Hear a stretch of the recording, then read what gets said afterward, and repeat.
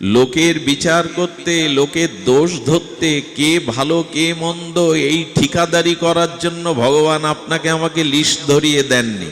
লিখে বেড়াও কে কেমন।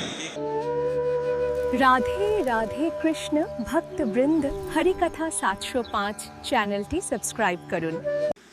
অন্তরে লিখে রাখবার মতো এই সূত্রগুলো জানিয়েছেন রামায়ণে বাল্মীকিজি। 10 ইন্দ্রিয় যখন বহির্মুখ ভোগমুখী হয়, প্রবৃত্তিমুখী হয়, তখন আমরা হয়ে যাই দশানন, 10 মুখ দশানন, রাবণ, রাক্ষস স্বভাব এসে পড়ে। আর যখন ওই 10 ইন্দ্রিয় বহির্মুখী না হয়ে অন্তর্মুখী হয়, দেহে আত্মাতে স্থিতি হয়, তখন তিনি হয় দশরথ। আচ্ছা, দশরথের ঘরে কে এসেছিল? রঘুপতি রাজীবলোচন মর্যাদা পুরুষোত্তম ভগবান শ্রীরামচন্দ্র। যদি 10 ইন্দ্রিয় অন্তর্মুখী করতে পারো এবং আত্মাতে স্থিতি করতে পারো, তবে তুমি দশরথ হবে। আর দশরথ হলেই তোমার কাছে রাম আসবে, রাবণের মতো আসবে, রাম আসবে, রামের জন্ম হবে। রাবণ কুলে কি রামের জন্ম হলো? কোন কুলে হলো? দশরথের। অর্থাৎ যার ইন্দ্রিয়গুলি, 10 ইন্দ্রিয়গুলি অন্তর্মুখী বহির্মুখী নয়, যিনি আত্মাতে রমণ করান এই 10 ইন্দ্রিয়, সেখানেই জন্ম হয় রামের। তো রামের জন্ম হলে কি হয়? ভগবান মানে সৎ চিৎ আনন্দ। এই জন্য সাধু সঙ্গের মূল এটাই, বহির্মুখ ইন্দ্রিয়গুলিকে অন্তর্মুখী করা, এটাই সাধু সঙ্গের কাজ।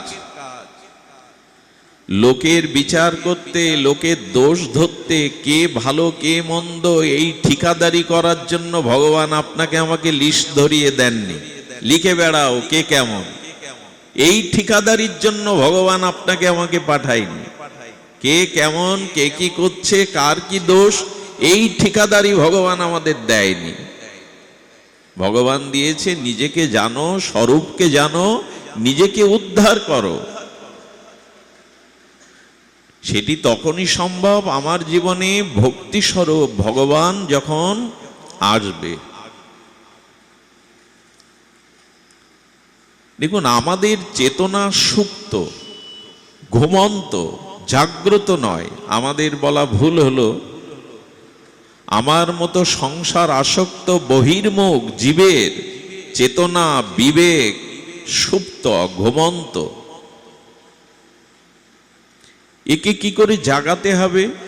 খুব মার্মিক কথা স্মরণে এলো, যদি হৃদয় দিয়ে শোনেন। হরিকথা কান দিয়ে শুনলে আরাম পাবেন, অর্থাৎ এই শব্দগুলো কর্ণে প্রবেশ করলে কর্ণের রসায়ন হবে। আর যদি আপনি হরিকথা চোখ দিয়ে শোনেন, চোখ দিয়েও শোনা যায়, চোখ দিয়ে গ্রহণ করা যায়, তাহলে এখানে যতক্ষণ ততক্ষণ আপনার মন স্থিতি থাকবে। আর যদি হৃদয় দিয়ে গ্রহণ করেন, তাহলে এই কথা অন্তরে প্রবেশ করে আপনার বিবেককে, চেতনাকে, ঘুমন্ত অবস্থাকে জাগিয়ে দেবে, ভেতরে নেওয়া চায়। আচ্ছা, নদীতে সাগরে ডুব দিলে মানুষ উপরে যায় না নিচে যায়? তলে চলে যায় তো, মরে যায় তো তলে গেলে। কিন্তু ভাগবত কথামৃত, ভাগবত গুণকীর্তন অমৃতময় রসসাগরে কেউ ডুব দিলে সে আকাশ ভেদ করে ভগবত ধামেও চলে যায়। সাগরে নদীতে ডুব দিলে মানুষ পাতালে চলে যায়, ভেতরে চলে যায়, মরে। আর হরিকথা সাগরে, সাধু সঙ্গ অমৃতময় হরিকথা সাগরে যদি কেউ ডুব দেয়, সে আকাশ না সপ্ত লোক ভেদ করে ভগবত ধামেও যাওয়ার সামর্থ্য রাখে। ডুব দিন, ওপরে ভেসে থাকলে পাওয়া যাবে না। তো লক্ষ্য করুন, স্বয়ং পূর্ণ ব্রহ্ম শ্রী ভগবান রামচন্দ্র, ইনি হলেন ভগবত ভগবান তত্ত্ব, লক্ষণ হলো জীব তত্ত্ব। লক্ষণ কি তত্ত্ব? খুব ধ্যান দিতে হবে। লক্ষণ হলো জীব তত্ত্ব, আর রাম হলো ঈশ্বর তত্ত্ব। তো রামের সঙ্গে থেকেও লক্ষণ কেন শক্তিশাল বাণে মূর্ছিত হবে? স্বয়ং ভগবান যেখানে, যার সাথে বাল্মীকি জানাচ্ছেন, এই মহাকবি আদিকবি বাল্মীকি, আমরা জীব, আমাদের হৃদয়ে আত্মারও ভগবান থাকলেও আমরা অজ্ঞানে এই বাণের দ্বারা, বাণটা কে মারছে? লক্ষণের শক্তিশাল বাণ বুকে হেনেছিল কে? রাবণ না, ইন্দ্রজিৎ। অর্থাৎ তোমার এই যে 10 ইন্দ্রগুলি, তুমি জীব, তুমি ঈশ্বর নাও। লক্ষণ এখানে জীব তত্ত্ব, রাম এখানে ঈশ্বর তত্ত্ব। ঈশ্বর তো আত্মারূপে আমার হৃদয়ে আছে, আর আমি জীব। ঈশ্বর আমার ভিতরে থাকতেও আমি পাপ করি কিনা, আমি অন্যায় করি কিনা, অপরাধ করি কিনা, পতনের পথে যাই কিনা। অর্থাৎ ওই ইন্দ্রিয় দ্বারা আমার জ্ঞান চেতনা লক্ষণের মতো শক্তিশালী মূর্ছিত হয়ে পড়ে গেছে। বাণটা কে মারল? ইন্দ্রজিৎ, মেঘনাদ। অর্থাৎ এই কামনা বাসনা রিপুইন্দ্রের বাণে, শক্তিশালী বাণে আমি জীব, ভগবান থাকতেও অজ্ঞান মূর্ছিত। কি মার্মিক তত্ত্ব আস্বাদন দিয়েছেন। যদিও লীলা কথা সকলের ভালো লাগে, কিন্তু না, এগুলি জানতে হবে।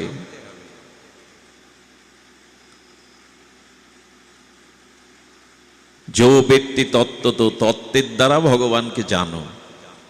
তো লক্ষণ মূর্ছিত হয়ে পড়েছে, রামচন্দ্রের চোখে জল, ভগবান কাঁদছেন।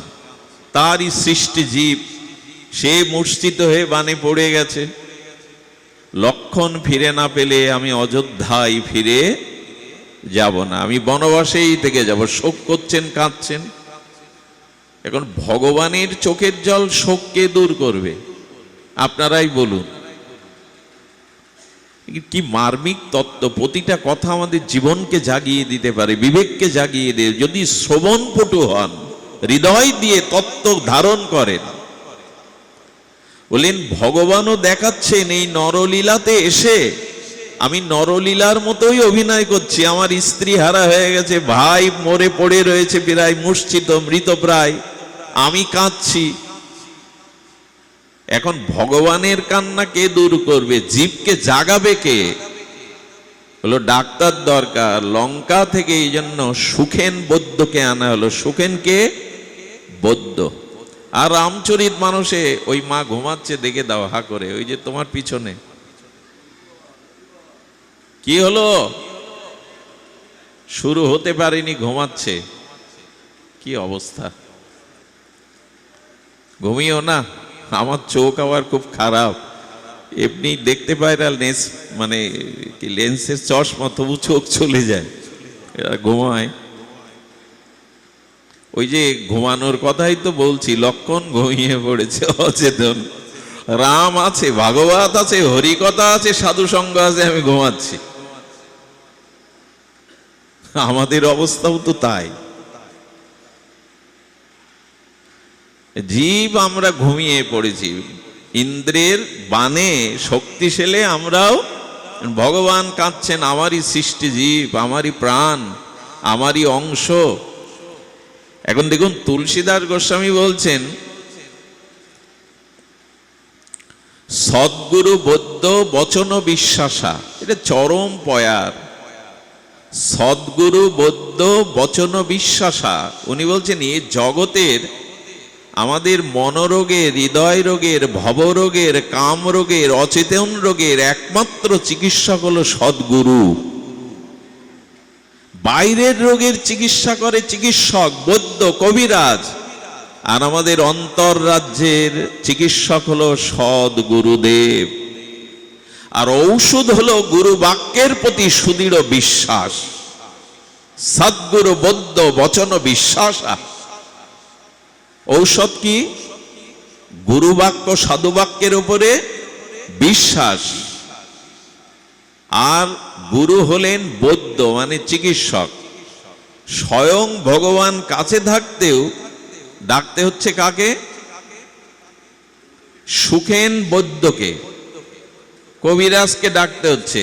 অর্থাৎ ভগবানও জানিয়ে দিলেন জীবের এই অবচেতনা, জীবের এই অনাদিকালের অবিদ্যা, নিদ্রা, মোহ ভাঙাতে গেলে আমি ভগবান, আমার দ্বারা কাজ না, সদ্গুরুকে ডাকো। গুরু না হলে জীবকে জাগানো যাবে না, গুরুকে ডাকো।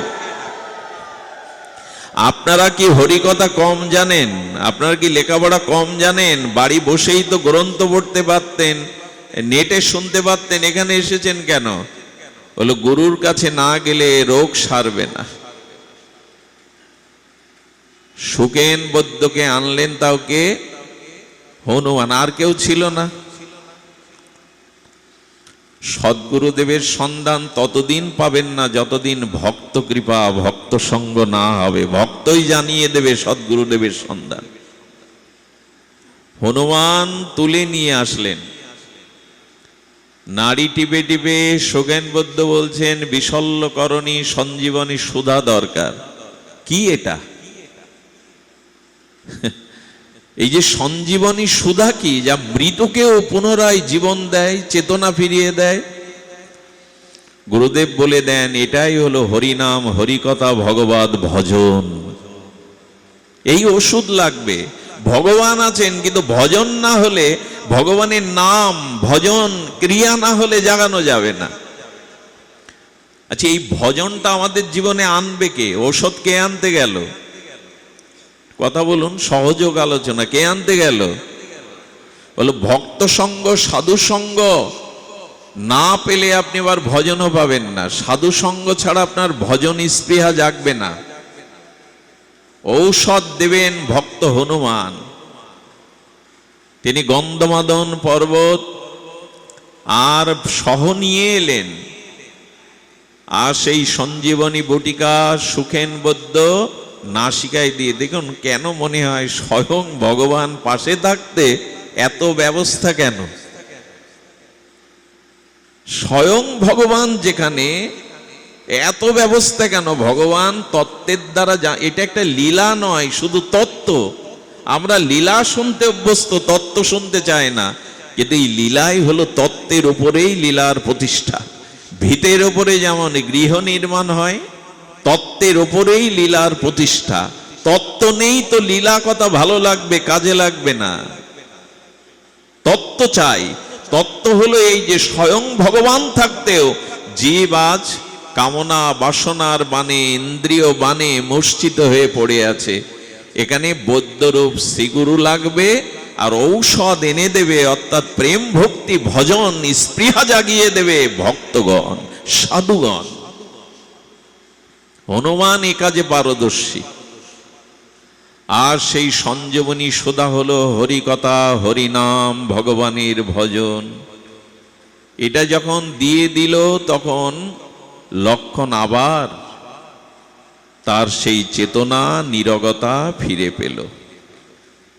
আমি অনুরোধ করব, শ্রী গুরুদেবের চরণাশ্রয় পূর্বক সাধু ভক্তের কৃপা শক্তি, করুণা শক্তি, কৃপার দ্বারা এই সঞ্জীবনী বটিকা যদি আমরা গ্রহণ করতে পারি, আস্বাদন করতে পারি, তখনই এই জীব তার চেতনা, তার আত্মবোধ, আত্মস্মৃতি, ভগবৎ স্মৃতি জেগে যাবে। আর যদি জেগে যায়, হরি স্মৃতি সর্ব বিপদ বিমোচনম, এই একটা কথার উপরে আজকের আলোচনা। হরি স্মৃতি সর্ব বিপদ বিনাশনম। যদি ভগবৎ স্মৃতি কারো হৃদয়ে জেগে যায়, সর্ব বিপদ হতে সে নিষ্কৃতি পাবে। যেমন করে সূর্য উদয়ে অন্ধকার দূর হয়, যেমন দেবতার বীরগণ যুদ্ধক্ষেত্রে এলে ভীরু কাপুরুষ দুর্বল যোদ্ধাগণ পলায়ন করে, তেমন ভগবৎ স্মৃতি জেগে গেল তো সমস্ত কামনা বাসনা দূরে গিয়ে জেগে গেল জীব। এই হলো শাস্ত্রের উপায়। আচ্ছা, লক্ষ্য করুন তো, সুরিদং সর্বভূতানাং জ্ঞাতমাং শান্তিমিষ্যতি। সার্বভৌম শ্রীমদ্ ভগবদ গীতার এই দিব্যবাণী খুব ধ্যান দিতে হবে। আজকের পরিবেশটা খুব মনোরম আছে, বেশি ভিড় হলে কোলাহল হয়। তা আপনারা খুব বিজ্ঞজন এবং খুব মার্মিক পরিবেশ, সামনে বৈষ্ণবগণ, আপনারা স্নিগ্ধ শ্রোতাগণ শ্রবণ করুন। আচ্ছা, আমি কার দাস? আমি কৃষ্ণের দাস তো, আমি রাধারানীর দাসী তো, আমি ভগবানের চিন্ময় অংশ তো, এই তো আমার পরিচয়। আচ্ছা ধ্যান দিন তো, প্রধানমন্ত্রী প্রাইম মিনিস্টারের সাথে যদি কারো যোগাযোগ থাকে, পরিচয় থাকে, সাক্ষাৎ, সে একটু নির্ভয়ে চলে কিনা দেশে? কথার উত্তর দিতে হবে। প্রধানমন্ত্রীর সাথে যদি কারো সরাসরি যোগাযোগ থাকে বা তার সাথে যদি তার কিছুটা সম্পর্ক থাকে, তাহলে সে নির্ভয়ে চলে কিনা? বুকে একটা বল থাকে কিনা যে আমি প্রধানমন্ত্রীর চেনা লোক? এর থেকে বেশি বল কারো থাকে জানেন? প্রধানমন্ত্রীর ঘরের লোকদের, ভাই, পুত্র, কন্যা, এদের বাবা, তারাই সর্বে সর্বা। জগতের একজন রক্তমাংসের প্রধানমন্ত্রীর পরিচিত হলে যদি নির্ভয়ে বুক ফুলিয়ে বেড়ানো যায়, প্রধানমন্ত্রীর ঘরের পুত্র, কন্যা, ভাই, নিজের আত্মীয়, ঘরের লোক হলে যদি বুক ফুলিয়ে বেড়ানো যায়, প্রধানমন্ত্রী আমার পিতা, স্বয়ং অখণ্ড পরতত্ত্ব ভগবানের সাথে যদি আমার পরিচয় জানাশোনা থাকে, আমি ভয় পাবো কেন? আমার ভয় থাকার কথা কোথায়? হরিদাস কার দাস? হরিদাস ঠাকুর কার দাস? হরি নামের মধ্যেই তো পরিচয়, নামের মধ্যে পরিচয় না, হরি দাস। তো সেই হরিদাসকে সেই সময়ের শাসক রাজা বললেন, তুমি হরিনাম ছাড়ো, না হলে তোমাকে মৃত্যুদণ্ড আমি হাতেই দেব। হরিদাসের পেছনে আর কেউ ছিল? বন্ধু বান্ধব, টাকা, ঘর বাড়ি, ক্ষমতা, রাজনৈতিক নেতা কেউ ছিল? কিন্তু হরিদাস কার ছিল? হরির দাস। মৃত্যুর মুখে দাঁড়িয়ে একাকী হরিদাস দীপ্ত কণ্ঠে বলে উঠল, খণ্ড খণ্ড হয় যদি দেহ মন প্রাণ, তবু না বদনে ছাড়িবই। এই শক্তি কোথা থেকে পায় হরিদাস? আমাকে যদি এখন দেশের রাজা ধরে বলে হরিকথা ছেড়ে দাও, নালে কালকেই তোমাকে আমি জেলে পুরব, প্রাণদণ্ড দেব, আমি তো নাকে ঘর দিয়ে বলে আসবো, আর এই ব্যাসপীঠে বসবো না। কিন্তু হরিদাস কার বলে বলিয়ান? সামান্য চেয়ারম্যান, মন্ত্রীর সাথে পরিচয় থাকলে তারা বুক ফুলিয়ে চলে, আমার পেছনে মন্ত্রীর শক্তি আছে, আর আমি ভগবানের অংশ, আমি কৃষ্ণ দাস। কিন্তু ওই পরিচয়টা তো নাই, ওই সাক্ষাৎকার নাই বলে দুর্বল হয়ে গেছে। আচ্ছা, আমার নামে একটা মিথ্যা মামলা হলো, আমি চিন্তা করছি যে মিথ্যা মামলায় আমাকে ফাঁসিয়ে দিল, যে কোডে এই বিচারটা, মানে যে গ্লাসে যে কোডে এই বিচার দিয়েছে, আমার নামে কেস হয়েছে, ওই বিচারক আমার নিজজন, প্রিয়জন। ওই জজ যিনি বিচারক আমার নিজজন, প্রিয়জন। সে রাত্রে কল করছে যে আপনি চিন্তা করবেন না, আমি তো সব জানি আপনার সম্পর্কে, কালকে কোর্টে আসুন, জামিন হয়ে যাবে। আচ্ছা, ওই জেলার দায়িত্বপ্রাপ্ত মন্ত্রী যদি কল করে বলে আমি সব শুনেছি, নির্ভয়ে তুমি কোর্টে যাও, আমি জজকে বলে দিয়েছি, রাত্রে ঘুম হবে তো আপনার? না ঘুম হবে না? ঘুম হবে। মন্ত্রী বলেছেন, বিচারক জজ বলেছেন এটা মিথ্যা, আমি কালকে, মন্ত্রীর কথা উল্টে যেতে পারে পরদিন সকালে, জজের কলমও ঘুরে যেতে পারে, কিন্তু ভগবান বলছেন ন মে ভক্ত প্রণশ্যতি, আমার ভক্তের কোনো বিনাশ নেই।